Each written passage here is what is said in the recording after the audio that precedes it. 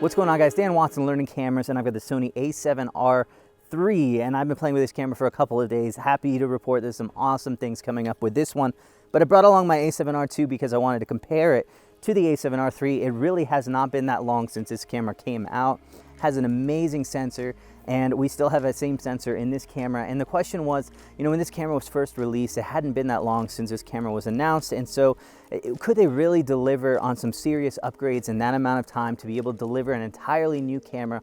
A lot of the improvements have been kind of minor, and so I really wanted to see if this camera was going to be not just a good upgrade for A7R II people, but there's a ton of people have been holding out on Sony, just waiting for that little recipe to make the difference in their shooting experience. And I really think that this is going to be the improvement that you're looking for. So many of those little things have really added up to a completely new camera. But let's compare these two cameras and take a look at some of the things that are different about them and some of the things that are the same, and see if this really is going to be the next best camera for you. And if you're someone who's on the fence about Sony and you were kind of comparing these two cameras or just waiting for a big improvement, take a look at this one. I'm also going to post links for these cameras below. You can take a look at that. I do have some downloads for the full resolution files if you want to take a look at that as well.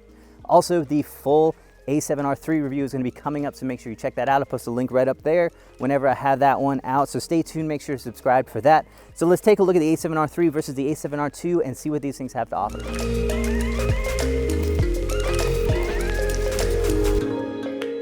So first, a big shout out to the Lens Pal for sponsoring this video. This is their A7R II that they let me rent, and they have tons of rentals: Sony, Nikon, Canon, cinema gear, basically everything that you can want, and you definitely need to go check them out.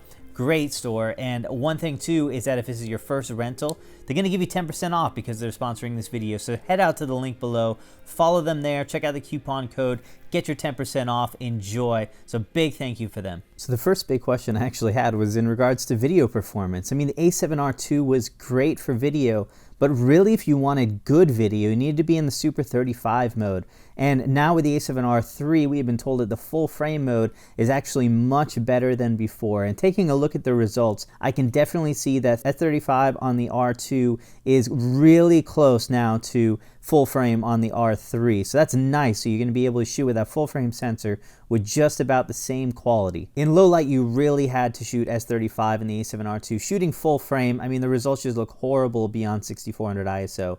But with S35, it looks good. And compared to the A7R III, I'm noticing that full frame is top notch now. I had no problem going 12,800 ISO, and still the results look good, even in the full frame mode. Taking a look at skin tones as well, it's not a massive difference, but I will say that I think it's improved just a slight bit, and the colors overall just seem a little bit better on the R3. There really is just a lot of improvements on the R3, even more than I first thought. I mean, the ergonomics themselves, that back dial in the R2 just really kind of pissed me off. I would always accidentally trigger it. In the R3, it now feels great. I barely accidentally triggered a single thing while I was on this trip. The joystick is also hugely helpful for changing your focus points on it.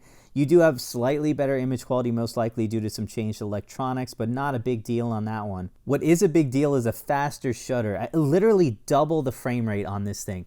That is unbelievable. You're talking 10 frames per second versus 5. I can't think of the last time that we've had such a change in technology where we're literally doubling the frame rate in a single generation. Electronic shutter has also been improved a little bit. It's not quite A9 as far as getting rid of banding and rolling shutter, but yeah, I was able to see it in these chopper blades. I could tell, but in most shots, honestly, I was not seeing rolling shutter. Dual cards is another massive upgrade. You still only have UHS 1 on one slot and UHS 2 in the other slot, kind of like the A9. If you want to take a look at how that functionality kind of affects the frame rate, I did make a video with the A9.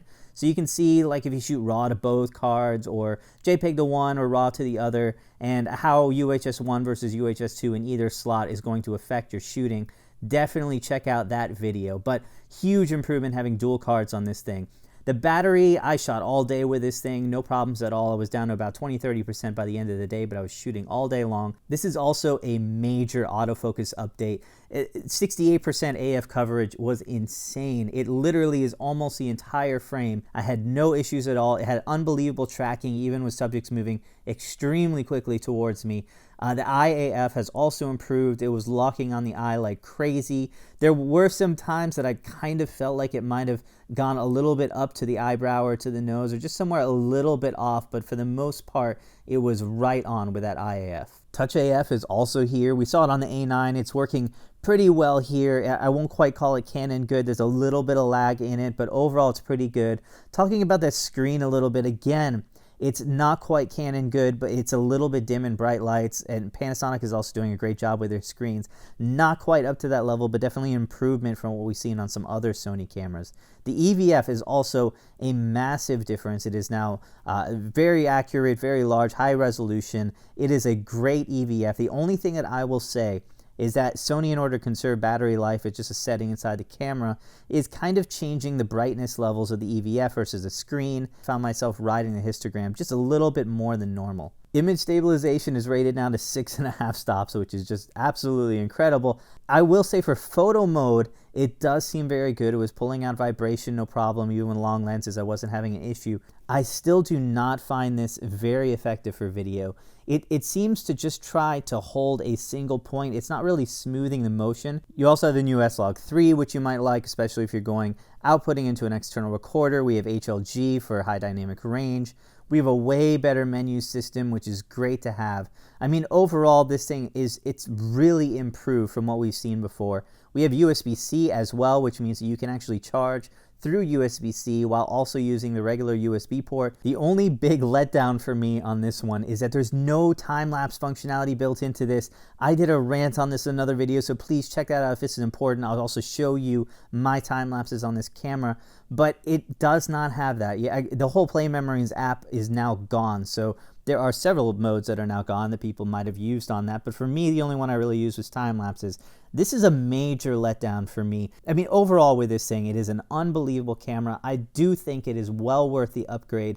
To me, the A7R II always came with sacrifices, and the A7R III just really has almost none. And so I feel like this is now the point where Sony not only has these killer specs into a camera, but also a camera that just works. And it is an amazing camera, an amazing upgrade. Even though these are little things, it really made a huge difference. Now, if you're really trying to save money, the image quality that you're able to get is going to be just about the same on the R2. Also, the video quality, if you go into Super 35 on the R2, is also extremely good. So, you know, if quality is the only thing that's your concern, you can save a couple $100, go to the R2. You're going to be dealing with some issues, though. So if you have those couple $100, I'd highly just recommend that you upgrade. It's worth it in the long run. There are some massive differences on this thing, and you'll probably buy a couple less batteries, so maybe that'll help you out in the long run as well. I got some links in the description below. Feel free to support me by clicking on those links and using those when you purchase. Appreciate it, guys. Stay tuned. A whole lot more to come.